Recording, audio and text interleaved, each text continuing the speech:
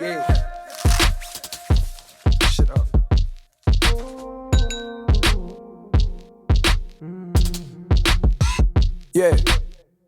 16-hour days, I just landed in Oakland. Coyote Hills and Raph Simmons out in the open. Coke and rum with Kayla and Brittany, nothing's hopeless. But access is restricted based on who you be knowing. I was dreaming of Gucci back when girls had the cooties. Getting crossed, now these Subies complimenting the movies. Pierre Moss, we experiment for a righteous movement. Motion picture delusions can be true if you choose it. I made a promise to pay it forward and to play it honest. They say the good die young. My legacy. On aime trop t'écouter parler, Jessie. Trop gênant. C'est ça, tu l'as vu, faire une grosse merde. C'est du coup. Tu casses pas notre truc. Fais l'accent ch'ti. Comme si c'était un humoriste, tu pourrais faire l'accent ch'ti. Non, mais... La nuit du dimanche. En principe, c'est moi qui suis chargé de péter le truc. Il attend tout. C'est bon, tu peux tout montrer là? Alors, oui, qui arrive chez lui.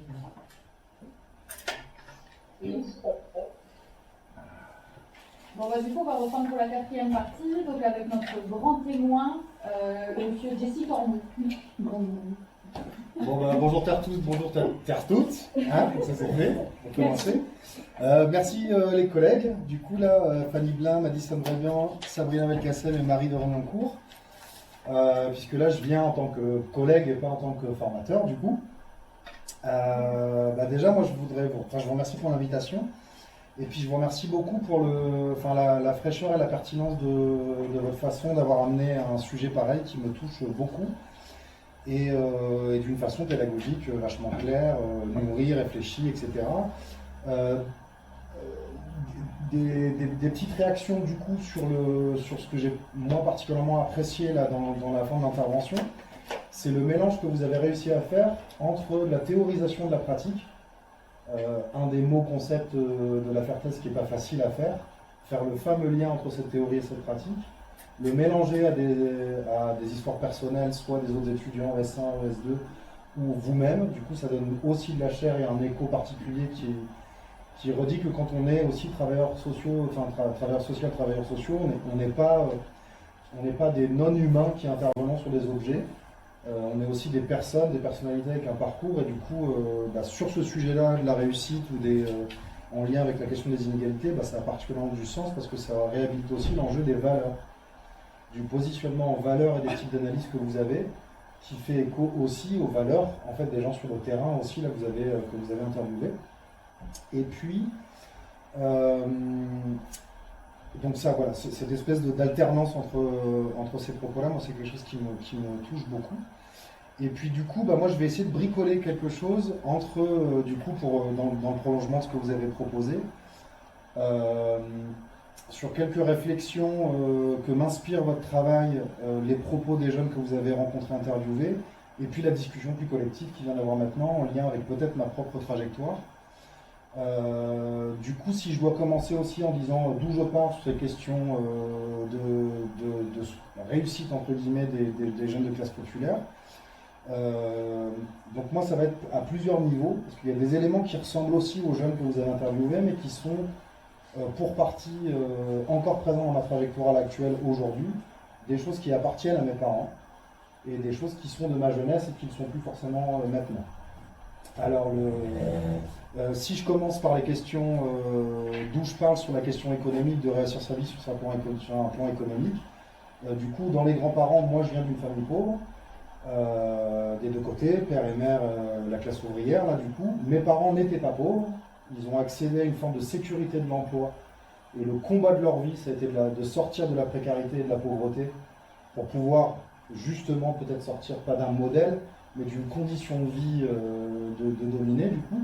Donc eux, ils ont pu nous offrir une forme de stabilité tout en étant classe populaire du coup. Donc ça, c'est la question de famille modeste, oui, mais plus pauvre plus pauvre en ce qui me concerne. Et par contre, moi, je suis retombé dans la pauvreté en accédant au marché du travail.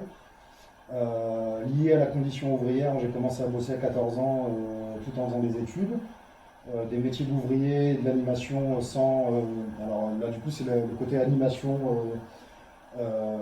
fonction éducateur spécialisé sans diplôme, donc du coup, en fait, ouvrier dans mes revenus, mes conditions de travail, et tout en faisant un métier, du coup, qui est assez bien vu au niveau symbolique.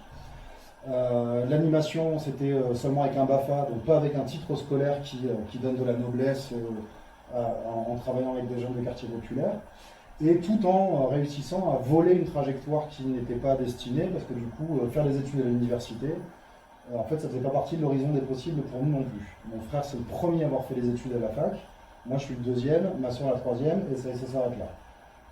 Personne avait même eu le bac. Mon père, il a réussi à accéder au niveau bac. Moi, je me retrouve sociologue maintenant, donc c'est le truc complètement tordu, la trajectoire un peu improbable. Et puis, du coup, d'un point de vue économique, moi j'ai été travailleur pauvre tout en étant sociologue jusqu'en 2008-2010. Je retombe à nouveau dans la pauvreté après avoir atteint le SMIC. Et maintenant, je gagne 1320 euros par mois. En tant que sociologue, donc il y a un prestige social lié au métier, mais du coup, la question de la précarité, ça, c'est pas en termes de réussite et projet de vie. En fait, lutter pour la déprécarisation et en fait honorer aussi la volonté des grands-parents et des parents qui ont brûlé la chemise pour pas qu'on retombe, les enfants, ça aurait été possible si on avait continué dans les acquis sociaux et des luttes de la classe ouvrière, pour le dire comme ça, de la gauche ou de la droite sociale, et aussi du travail social qui a joué le filet de sécurité dont parle Robert Castel, là, du coup, sur la création d'un État social qui assure une sécurité économique et sociale, non pas seulement de quelques-uns, mais pour tous. Et donc ça, dans les cours qu'on avait vus un peu, c'était seulement 45 jusqu'aux années 70-80. Moi, je suis jeune au moment où cette société-là elle est déjà en train de se désagréger. Et du coup, là, c'est de nouveau la course pour pas rechuter à nouveau. Donc ça, de ce point de vue-là, effectivement, en ce qui me concerne, c'est pas encore acquis d'avoir une stabilité financière. Là, c'est encore... la pauvreté, j'y suis pas avec 1300 euros. Par contre, la précarité, j'y suis toujours à courir après le taf. Sur la question des modèles parentaux, la famille monoparentale précaire, ma mère a été une enfant du coup de famille monoparentale, mais même le mot il n'est pas adapté, puisqu'elle n'a même pas été élevée par sa mère. Son père, elle ne l'a pas connu. Elle a été élevée par des grands-parents, un coup par je ne sais plus comment on les appelle, c'est pas vraiment une famille d'accueil, mais bon. Et du coup, dans les enjeux de non-reproduction familiale, c'est un enjeu de lutte pour pouvoir accéder au modèle de la famille monoparentale. Et du coup, mes parents n'ont pas été divorcés, donc quelque chose d'acquis, et moi je garde cette truc-là de la peur de la séparation du couple et de devoir lutter pour continuer à faire famille malgré les difficultés possibles. Du coup, si je redis ça comme ça, c'est aussi quelque part pour réintroduire le fait que, je pense, pour moi il n'est pas possible de ne pas avoir de modèle normatif en matière de réussite ou de vie de famille. On est tous et toutes inscrits dans des modèles normatifs, des modèles positifs ou des modèles en contre. Là, c'est un truc qui m'a touché beaucoup dans la découverte de votre terrain. C'est du coup de capter pour beaucoup des jeunes que vous avez rencontrés, en fait, la non-reproduction sociale, elle consiste à ne plus refaire ce qu'ils ont souffert, en fait, du coup. Et donc d'accéder quelque part, d'essayer de se battre pour accéder à une reproduction sociale, même pour certains, devenir ouvrier, avoir une famille, c'est une lutte. Alors que pour ceux qui ont déjà accès à ce modèle-là, effectivement, la non-reproduction sociale, ça peut être un facteur d'émancipation. Mais il faut avoir le choix, en fait, déjà. Et du coup, là, moi, il me semblait que là où moi, ça me parle, je réfléchis avec ce truc-là que vous proposiez, il y a ceux pour qui, j'avais l'impression que ça se dessinait autour de quelque chose d'une reproduction sociale choisie ou d'une reproduction sociale subie, et d'une non-reproduction sociale choisie ou d'une non-reproduction sociale subie. Et là, je pense que les jeunes que vous voyez, en fait, ils viennent foutre la merde dans cette idée, est-ce qu'il ne faut pas reproduire un modèle? Et eux, en fait, ils vous disent, il y a une partie de notre modèle familial dont on ne veut plus parce qu'on veut améliorer nos conditions de vie. Et il y en a une autre où on nous dit qu'il ne faut pas en être, mais nous, on ne l'a même pas ce choix-là. Il faut déjà accéder à un minimum de sécurité. Et du coup, ce qui ressemble... je ne sais pas comment dire ça, je suis emmerdé, j'arrive même pas à le penser, en fait, là. Le côté, les agents de la reproduction sociale, là, pour les travailleurs sociaux, on voit bien qu'il y a une norme, c'est pas travail, famille, patrie, mais c'est travail, famille, effectivement, gamin, logement, etc. Et pour des publics qui ont des vies fracassées, en fait, c'est presque un espoir d'avoir déjà ça de stabilisé, de sécurisé. Alors effectivement, ça peut ressembler à un modèle normatif, Mais j'ai l'impression qu'il y a presque une espèce de combat qui, moi, me rejoint dans mon histoire familiale. Du coup, c'est la question autour de la sécurité économique, sociale, la sécurité familiale, la sécurité du logement. Et comme tu disais tout à l'heure, là, en fait, accéder à... c'était pas les besoins fondamentaux, tu as dit ça comme ça. Et là, il y a une espèce d'enjeu comme ça, y compris dans le partage de l'atelier d'auto-éducation populaire qu'il y a eu après. On voit bien que chacun, on a déjà une quête pour sécuriser nos parcours de vie. Et quand c'est sécurisé, peut-être on pourra penser à nos rêves d'avenir, qu'est-ce qu'on voudrait faire en positif. Et donc quand ça commence à se sécuriser, c'est là où il y a aussi le rêve qui commence à pouvoir revenir. Ce qui ne veut pas dire que quand on est dans la mer, on n'a pas de rêve. Mais du coup, il y a un moment donné de l'urgence de la survie et du rêve en même temps, mais est-ce qu'il est possible pour moi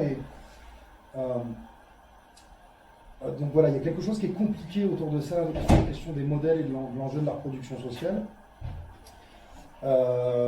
Hop, je refais ce petit pas de côté, mais du coup, je me redis que là aussi, on a peut-être une difficulté collective en tant que travailleurs sociaux à penser ces questions-là. Là, je me remets dans la casquette du travailleur social. C'est que notre société est en train de s'effriter de plus en plus vite.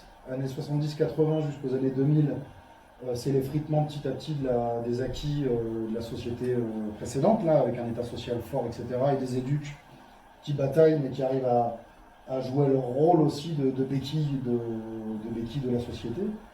Et là, on voit bien avec une accélération de la destruction de la société. Là. Depuis un an, c'est encore plus flagrant, mais ça fait 5 à 10 ans qu'on a une explosion de la pauvreté, de l'insécurité économique, même de la destruction petit à petit des acquis, même des travailleurs sociaux. Leurs conditions de travail sont complètement abîmées. Et du coup, là, moi, je sentais que je buguais pas dans l'exposé que vous avez fait, mais du coup, presque on en est où de la société d'aujourd'hui, là, par rapport à ce truc-là, des normes et des modèles, alors qu'en fait, on est en train de détruire tous les filets de sécurité de la société aujourd'hui. Et du coup, moi, je ne sais même plus comment on peut faire pour réfléchir à cet enjeu-là, par exemple, du rôle du travail social dans des perspectives d'émancipation, là où on n'est même plus dans des perspectives c'est compliqué de défendre même le peu d'acquis possible, puisqu'il y a de plus en plus de gens qui n'ont même plus accès. Alors là, je fais un petit pas de côté en mode sociologue là, sur la question des chiffres et tout ça, mais les jeunes, par exemple, de classe populaire, ont pendant 200 ans été parmi les plus maltraités des sociétés occidentales. Ceux qui seront plus maltraités à partir des années 70, 80, 90. Et on a une explosion de la misère des jeunes, de la pauvreté des jeunes, le nombre de jeunes qui se retrouvent à aller rechercher des paniers repas, faire des systèmes des merdes, repasser de nouveau par des demandes de délinquance, des formes de délinquance, mais plus des délinquances parce que c'est comme ça dans le quartier, puis des fois on fait un peu le con ou beaucoup le con, et puis on évite la prison ou pas, mais après on se restabilise. Les délinquances populaires, elles ont toujours fait partie des modes de vie des jeunes de quartier, notamment chez les hommes, mais chez les jeunes filles aussi. Là on est de nouveau dans la réapparition de formes de délinquance, de survie, auxquelles on n'était plus forcément confronté avant. Là je le dis avec un peu de grosses questions, et je le dis d'autant plus que moi je fais partie des jeunes qui ont été délinquants quand j'étais plus jeune. Jusqu'au moment où je me dis, mais moi si je continue à être délinquant avec d'autres gens autour de moi qui étaient plus de classe moyenne, précaire ou classe moyenne stable, voire de classe supérieure, eux ils avaient le choix de pouvoir faire les cons sans prendre trop de risques du point de vue de la répression des foyers, des éduques, etc. et de retomber sur leurs pattes après. Parce que moi, couillon, j'avais pas forcément compris que si je faisais trop le con en soirée avec la question de la drogue ou de la délinquance, moi j'allais cramer en fait tous les efforts faits par mes grands-parents et par mes parents. Donc moi, il fallait que je devienne adulte tôt et que j'arrête vite les conneries et que je commence à me redire, bah tiens, l'école, il va falloir que ce soit un enjeu de survie parce que sinon, si jamais je fais pas le peu de scolarité, je vais me fracasser, je vais tomber. Ce qui a été une autre galère aussi, la question des études, mais ça, j'en parle pas maintenant. En tout cas, du coup, moi, je sais que dans ma propre trajectoire, en fait, de voir ça, de voir une partie de mes propres potes qui étaient dans la délinquance de survie, par exemple autour du deal, quand avec les discriminations racistes, quand avec la question du chômage structurel et du chômage de masse dans les quartiers populaires, bah, quelque part, le discours des travailleurs sociaux, même pour moi à l'époque, il tombait à plat, en fait. Motive-toi, la question de la motivation, le discours de la motivation. Moi, j'en savais même rien ce que je voulais faire, en fait. Je voulais juste avoir à manger, j'espérais être heureux, ouais, mais en fait j'ai l'impression que ça va être compliqué. Puis à l'adolescence, moi je fais partie des gens pour qui ça allait pas très bien en termes de santé mentale, on va dire ça comme ça. Du coup, c'était pas forcément une préoccupation ordinaire, c'est aussi comment tu fais pour éviter les coûts et comment tu arrives à te stabiliser, faire un peu honneur aux parents, rentrer les obligations, faire des thunes. Pour moi, il y avait une autre dimension qui était là, c'est une inquiétude qui était importante. Je ne sais pas si elle ressort dans vos entretiens, mais pour moi, il y a un lien entre les sécurités économiques et sociales globales, là, les besoins fondamentaux, travail, argent, logement, famille, couple, amis, hein, et la question de la santé. Parce que du coup, être heureux, l'épanouissement et le bonheur, c'est aussi quand on a une santé qui nous le permet, et notre état de santé, elle est en fait conditionnée au fait qu'on a à manger, qu'on a un logement, même qu'on se sent un peu intégré du point de vue de la norme hétéropatriarcale d'avoir un couple, en fait. Si j'ai pas de taf, pas de logement, je suis chez les parents, même sortir avec un copain ou une copine, je sais pas si on a parlé ensemble, mais faire l'amour chez toi, chez tes parents, c'est un peu la galère, là, et donc du coup, même avoir un logement pour avoir une vie sexuelle, par exemple, c'est quelque chose qui est compliqué. En tout cas, du coup, il y a une question de la santé qui est au cœur de mes préoccupations, vu l'état de santé dans les classes ouvrières dans la famille, de mes propres parents, malgré la stabilité économique relative. La mienne, qui est une course pour améliorer l'état de santé, c'est pas gagné. C'est compliqué depuis 3 ans en ce qui me concerne. Et du coup, le troisième pôle, pour moi, qui résonne beaucoup, et qui en filigrane dans les entretiens est beaucoup plus massif et plus important dans vos propres discours à vous, c'est la question du sens. La question du sens de ce qu'on fait, de l'éthique, de l'engagement, des valeurs, de la politique qu'on a envie de mener, le monde qu'on veut, et donc quelque part aussi un sentiment de pouvoir d'agir pour fabriquer un monde meilleur en fait. Mais déjà pour nous, s'en sortir, avoir des... Alors, je suis en train de mélanger des trucs. Moi je sais que dans les choses qui font partie de mes projets de vie, c'est à la fois je suis obligé de me battre pour lutter contre la précarité, mais c'est aussi quelque part... Alors là, c'est des trucs que moi je suis en train de découvrir. Je ne suis pas formé à la psychologie, moi je suis en train de découvrir ça en ce moment, là, à quel point je suis un être psychologique comme les autres. Donc là, chacun fait son truc. Là, moi, c'est ma contribution juste perso. Moi, je me rends compte que dans mes impossibilités de réussite dans la vie, c'est de symboliquement trahir les miens, en fait. Trahir ma famille, trahir... alors je sais pas, apparemment il y a des trucs de modèles familiaux là qu'on rejoue, les trucs de transfert en psychanalyse, là ça moi j'y connais pas grand chose. Ce que je sais c'est que quand je vois des gamines en difficulté, en grosse dépression, avec des problèmes, évidemment je vois ma mère.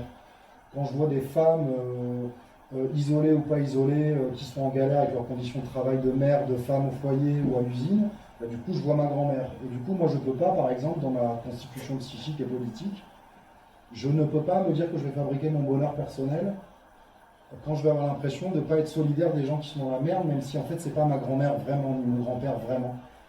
Et je pense qu'il y a aussi, alors là c'est là où moi je ne peux pas élargir à tout le monde, mais la question du sens de ce qu'on fout sur Terre, c'est même un peu spirituel en fait finalement ça, du sens du monde dans lequel on vit, quand on caresse les objectifs d'émancipation dans le travail social, forcément on a une réflexion philosophique, politique, qui est spirituelle aussi pour moi. Spirituel, ça ne veut pas forcément dire religieux. On peut avoir une réflexion religieuse et spirituelle, et une réflexion spirituelle et athée. C'est deux choses différentes. En tout cas, il y a la question du sens du monde et ce qu'on fait sur Terre. Et du coup, pour moi, il y a une partie de cette spiritualité, là, par exemple, qui est volée pour les gamins que vous avez interviewés. Parce que du coup, ils n'ont même pas le choix de pouvoir rêver, philosopher, essayer de savoir ce qu'ils veulent faire sur Terre, plus tard dans la vie. Il y a déjà pas être dans la merde, il y a déjà essayer de comprendre comment le monde fonctionne, gérer les injonctions paradoxales des éduques, trouver un boulot même, il n'y en a pas, et les éduques eux-mêmes, ils disent moi je fais ce que je peux, mais même la hiérarchie, on va avoir en stage à défaut d'avoir du boulot.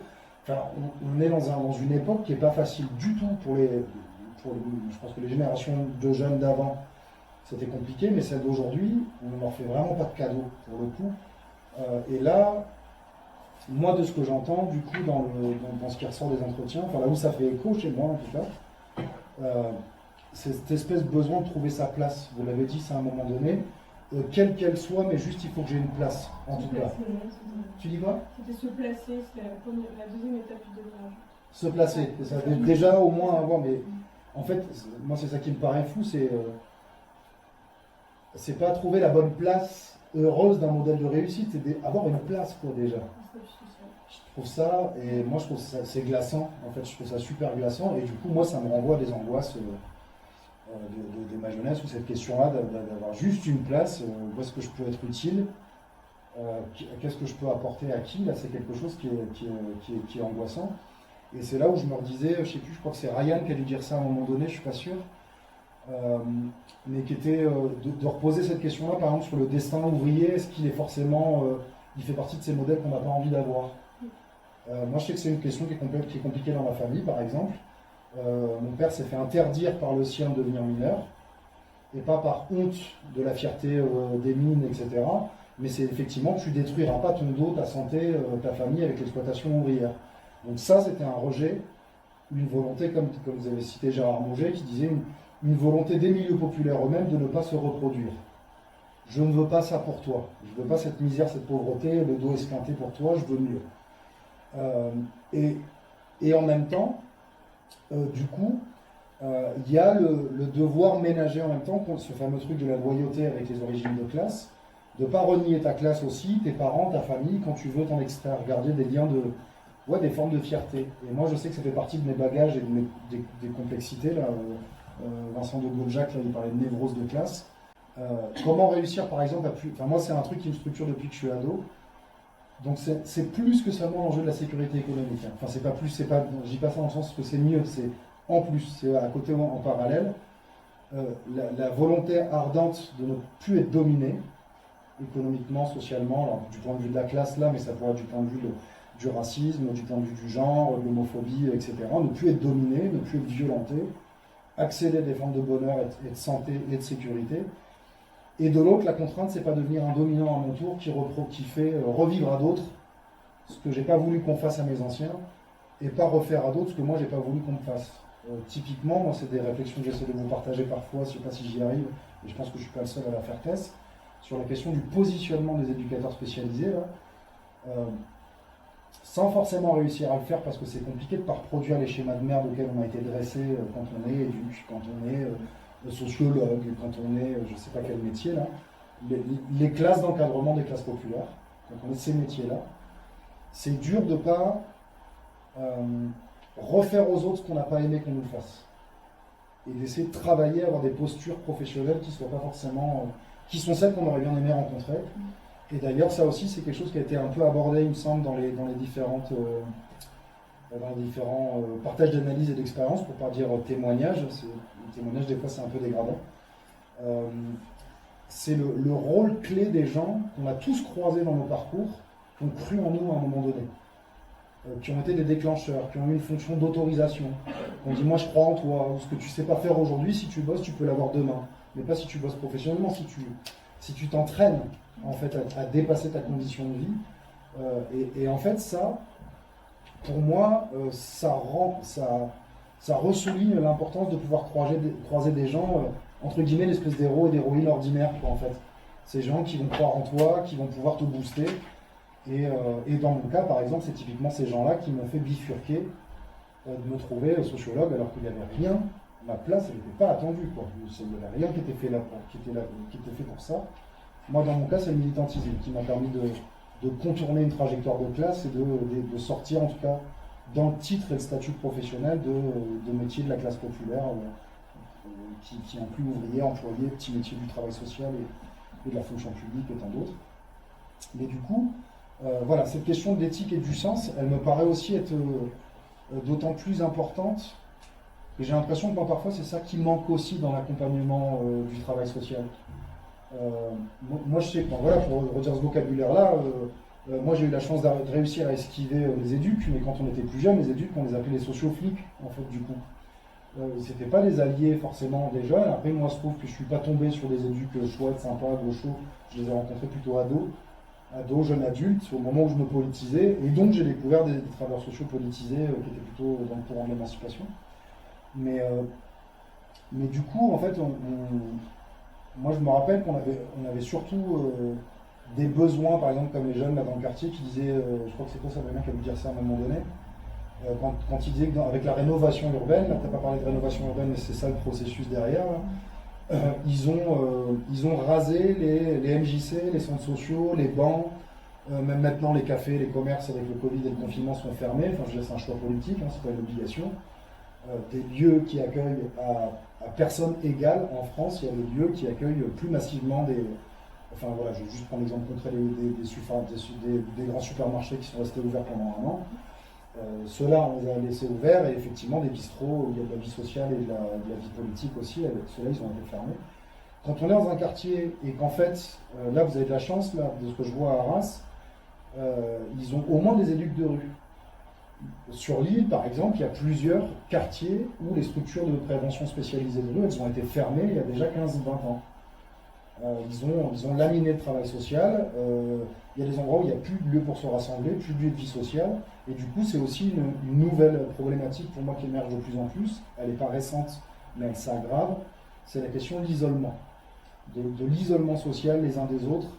De ne plus avoir de lieu de coéducation populaire dans les quartiers, où comme nous, pour le coup, quand on était plus jeunes, c'est comme ça qu'on est entré en militantisme, c'est qu'on avait eu besoin de se parler, de réfléchir sur nos galères, sur les rapports à la police, à la pauvreté, aux médias qui nous crachent dessus en permanence, au capitalisme, après on a réfléchi au patriarcat, au racisme, etc.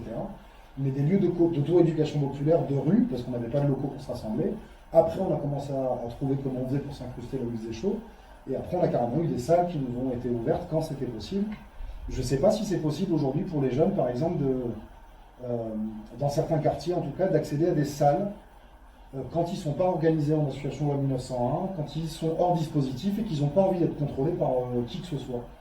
En fait, l'auto-organisation des jeunes aujourd'hui, là, il y a une partie de l'auto-organisation populaire qui, pour moi, est quelque chose qui manque aussi dans ces réflexions auto-émancipatrices et peut-être qui fait écho à ce que vous disiez sur le fait que là, je rejoins la thématique des travailleurs sociaux, les agents de la normalisation. Là.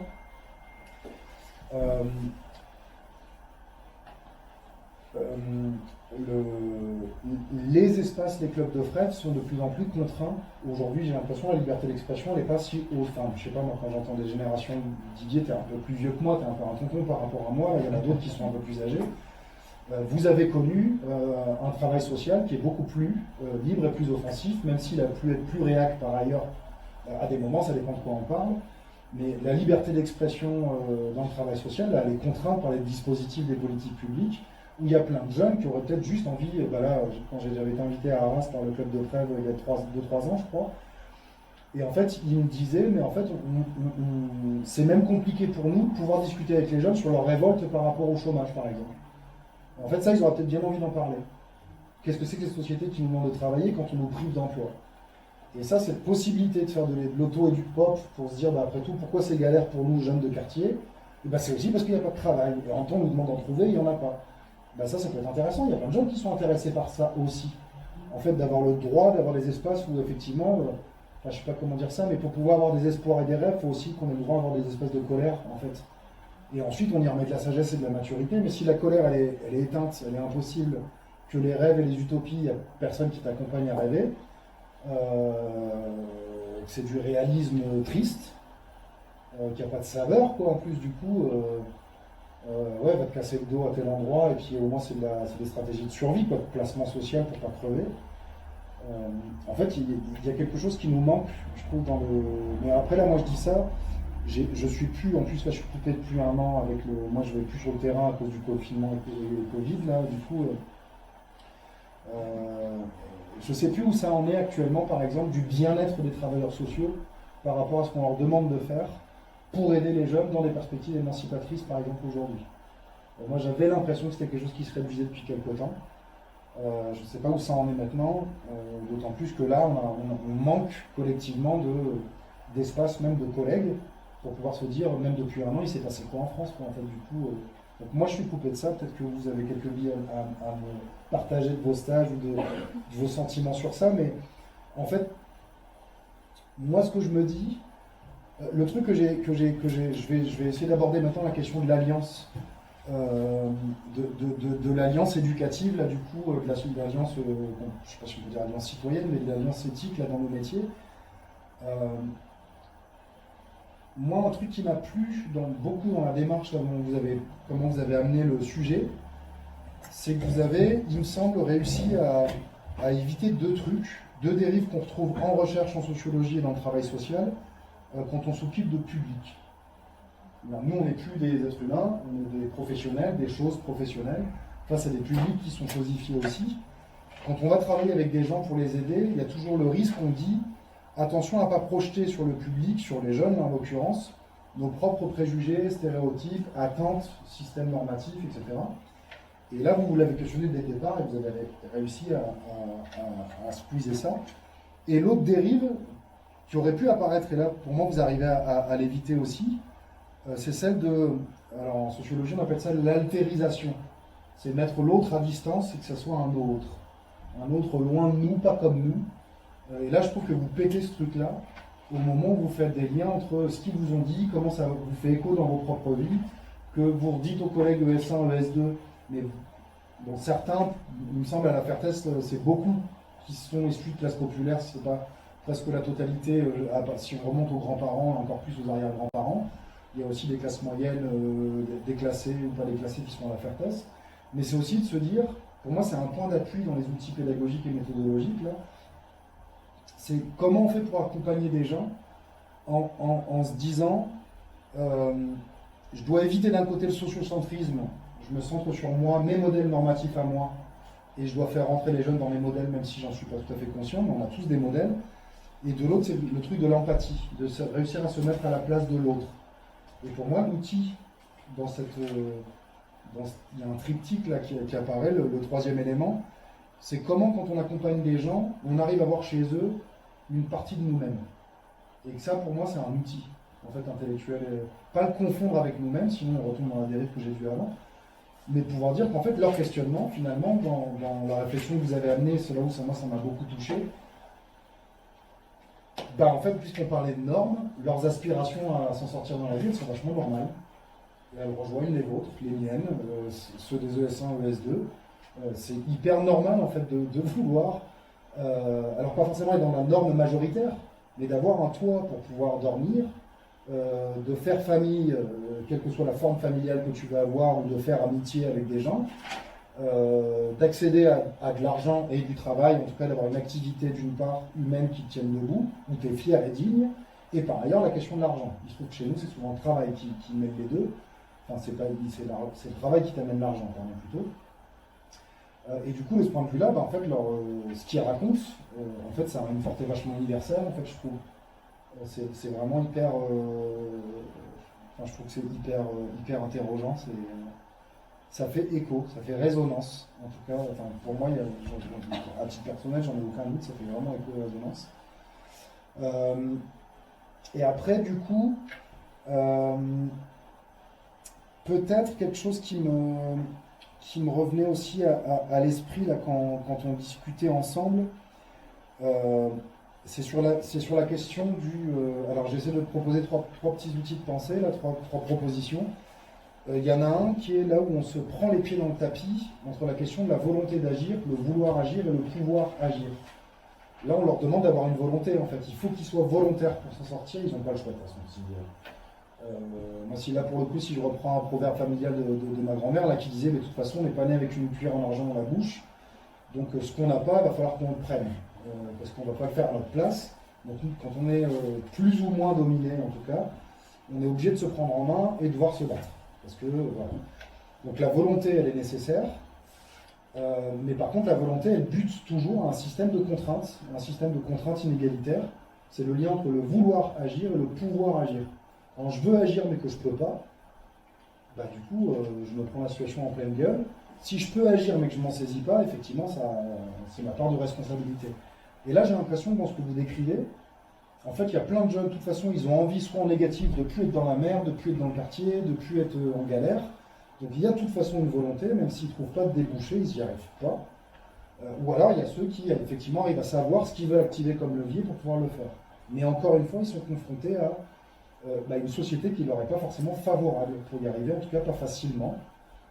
Et donc, soit, malheureusement, à des moments, ils ont de ce que j'entends là, des volontés d'être, des aspirations, pour le dire comme ça, peut-être qu'on pourrait juger insuffisantes, mais en tout cas dans le sens où d'autres diraient rêve plus. En fait, moi, j'aimerais bien que tu aies encore plus de volonté pour de belles choses, tu peux plus. Enfin, c'est notre côté travailleurs sociaux, on a envie d'être motivant, hein, stimulant, enfin, je sais pas, bienveillant, je sais pas, j'ai plein de mots, hein. Les aider à pas se contenter de peu quand ils peuvent plus. En fait, c'est à ce moment-là, à ça que je pense quand j'essaie de dire ça. Et puis, de l'autre, je pense que c'est peut-être une angoisse. En tout cas, moi, c'est la mienne, je vous la partage, je sais pas si vous l'avez aussi. Mais du coup, c'est l'angoisse qu'on a comme, quand on entend ces récits-là, ou comme professionnel accompagnant, là, du coup, du fait de devoir accompagner des gens pour qu'ils soient plus dans la merde, voire mieux, qu'ils fassent un peu leur rêve, quoi, enfin, ce qui leur permet d'être heureux, quelle que soit leur façon de concevoir leur bonheur et leur bien-être, leur épanouissement.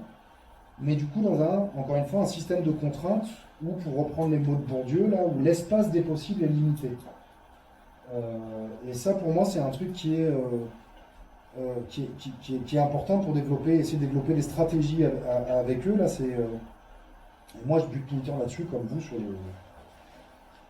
dans mon taf en permanence, là, sur cette question de l'espace des possibles, où parfois on nous dit qu'on ne peut pas faire ça, alors qu'en fait, c'est pas vrai.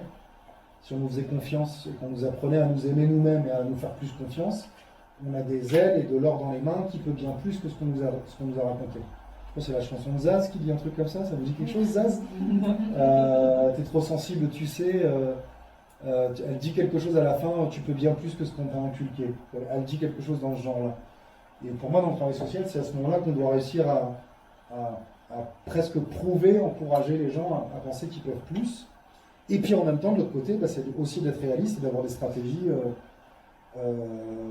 qui soient au moins, je sais pas, des tactiques ponctuelles, quoi. Déjà, sécurise-toi là, et puis après tu feras ça, et c'est pas parce que tu as eu ce boulot-là maintenant, que dans 10 ans tu ne reprendras pas les études pour faire un truc qui te plaît, par exemple. Mais, et ça, je sais pas si on... Moi, là, j'ai pas fait d'enquête sur ça. Je sais que les ateliers que j'ai réalisés avec des jeunes en galère, en décrochage ou en insertion, etc., et les enquêtes que j'avais fait, les jeunes, souvent, en tout cas, disaient que il y avait presque cette perspective de, comment dire ça, d'avoir la chance de rencontrer des modèles de référence, là, des figures adultes de référence, qui osent dire, moi aussi j'étais dans la merde et regarde où j'en suis. En fait, ils disaient, mais il n'y a pas beaucoup de gens qui nous disent qu'ils étaient dans la merde avant. Donc nous, on n'arrive pas à s'identifier à leur discours, parce qu'on a l'impression que pour eux, ça a toujours roulé. Et je trouve que des fois, faire un peu comme vous l'avez fait là, pas de se livrer entièrement, mais d'expliquer aussi quand nos vies, elles n'ont pas été faciles, même si ce n'est pas les mêmes, on donne des points d'identification à des gens qui sont dans la merde, en fait, du coup. Alors que si on se propose, ben voilà, moi si je viens vous voir, je suis sociologue, donc j'ai fait des études à l'université, et blablabla, et Bourdieu a dit que, bon, ça ne va pas raisonner de la même manière, quoi, en fait, c'est pas vrai. Je sais qu'il y en a d'autres dans l'école qui ont su aussi ce truc-là de partager des expériences personnelles, et elles ont des fonctions déclencheurs, là où peut-être, dans le travail social actuellement, j'ai l'impression que parfois on est trop en train de nous transformer en petit cadre du travail social, avec des costards et des jupes tailleurs, là, où il faut qu'on paraisse être tout propre, tout beau, etc. Et quand on est en train de devenir finalement des cadres du travail social, de ce point de vue-là, c'est négatif dans ma bouche, là, en fait, on est en train de lisser nos propres trajectoires et du coup de désarmer des jeunes qui doivent combattre, alors que si on partageait un peu notre humanité et nos galères, peut-être que ça pourrait, mais bon, c'est un grand débat, il y a plein de limites à cette perspective-là aussi, je le sais. Ça me fait aussi penser, la deuxième chose, là, sur le proverbe kabyle, là, je crois que c'est Amor Fati, qu'on dit, c'est l'amour du destin. Et qui disait que c'est un peu une idée que parfois des formes de fatalisme ou de résignation qu'on peut prendre comme l'amour de se contenter de peu, vu de l'extérieur, ça peut être pris comme ça. Les gens, ils font des choix d'être dans cette situation-là, etc. Les choix, les fameux choix, l'idéologie de la responsabilité individuelle. Alors que ce concept-là d'amor fati, c'est en fait quand tu n'as pas eu le choix autrement, tu dois apprendre à aimer ce côté, mais c'est pas un encouragement à se contenter de peu, c'est aussi rappeler qu'on n'a pas tous le choix de se libérer en fait. Quand la liberté ne nous est pas accessible, en fait on fait ce qu'on peut avec ce qu'on a. Du coup, je vais aller vers la fin. Et en tout cas, moi, il y a quelque chose qui creuse comme ça depuis quelques années sur la question en fait des difficultés d'avoir des démarches, des luttes d'émancipation ou de libération dans nos propres conditions de vie quand on vient de classe populaire. Et là pour le coup c'est vrai que moi quand je refais l'écho avec mon 1300, là, qui est pas un 1300 choisi par mois, je me dis purée là, moi je vais avoir 41 ans, ça fait plus de 25 ans que j'ai capté que l'école il faut batailler, que ça a du sens.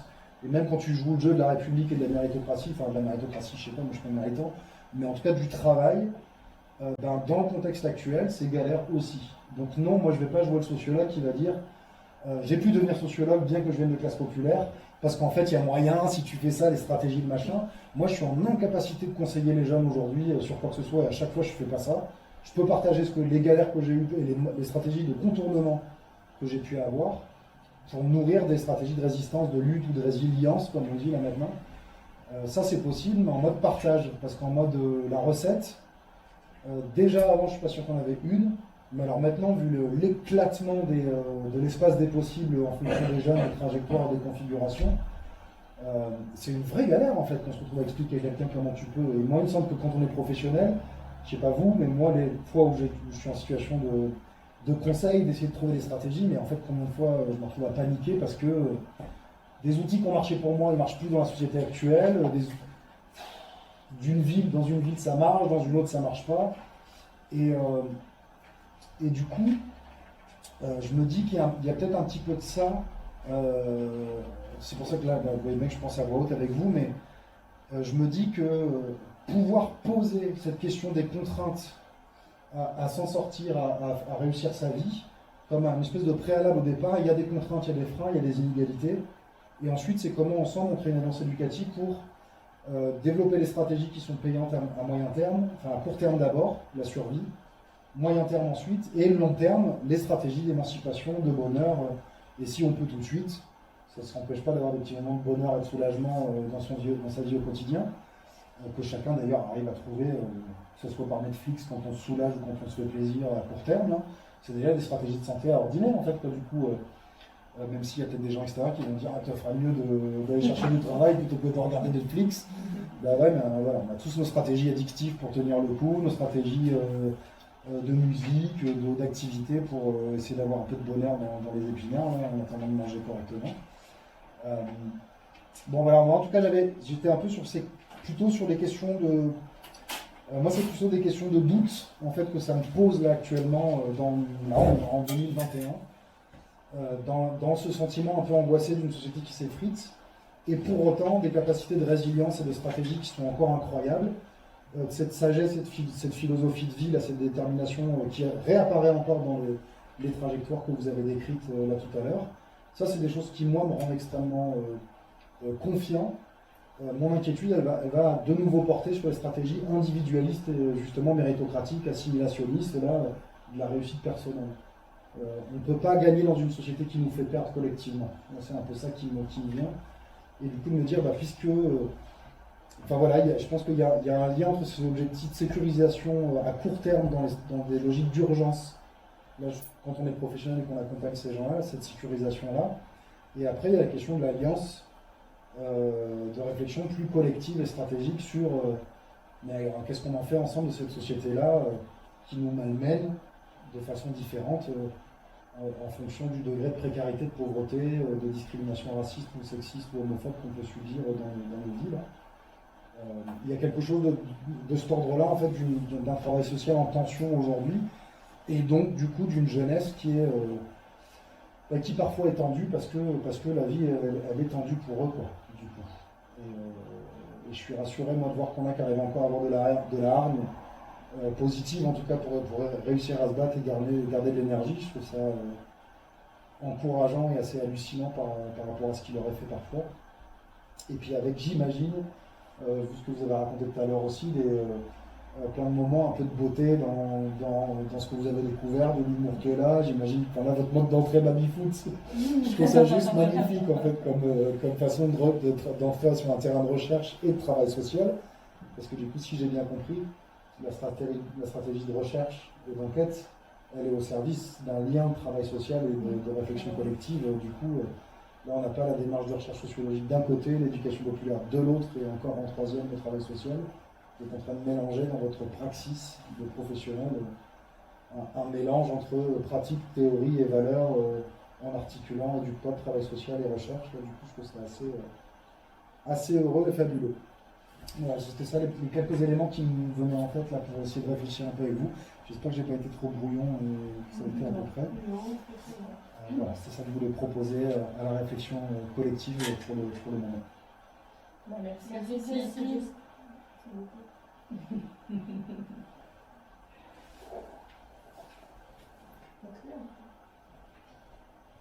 Merci.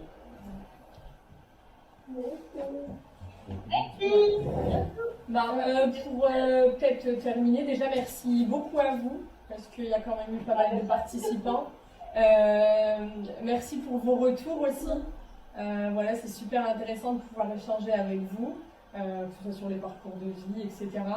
Et en tout cas, comme je l'ai dit et je le répète, ça a été hyper important pour nous d'avoir cette base de travail, de pouvoir faire cette mini-recherche que vous pourrez réutiliser après pour votre mémoire et même à titre personnel, de vous inscrire dans des sujets, parce que voilà, Didier parlait des histoires de vie, on l'a un petit peu mis de côté, mais c'est vrai qu'on est parti de nos histoires de vie en fait, comme vous avez fait en première année.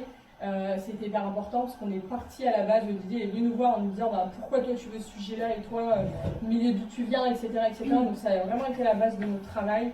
Et je pense que ça a été hyper enrichissant, autant d'un point de vue personnel que professionnel. Donc voilà, nous on tenait absolument à ce que Jessie soit là parce que on a eu des interventions et c'est vrai que tout de suite quand on nous a proposé, Didier, de pouvoir faire intervenir quelqu'un, voilà, c'était Jessie. Et même si on avait le choix entre deux professionnels, du coup pour revenir un peu, parce qu'on parle des personnes repères qu'on a eues, nous si on a choisi Jessie tout de suite, c'est parce qu'il nous parlait, clairement et concrètement, c'est qu'il nous parlait. Enfin, ça a été Jessie dans le sens où voilà, on a eu des cours sur plusieurs thématiques, mais au-delà de l'aspect du cours qu'il doit nous transmettre, il a mis en place des choses et je pense que parce que lui aussi vient un peu du même milieu, peut-être une des raisons, mais en tout cas, voilà, on comprend tout de suite.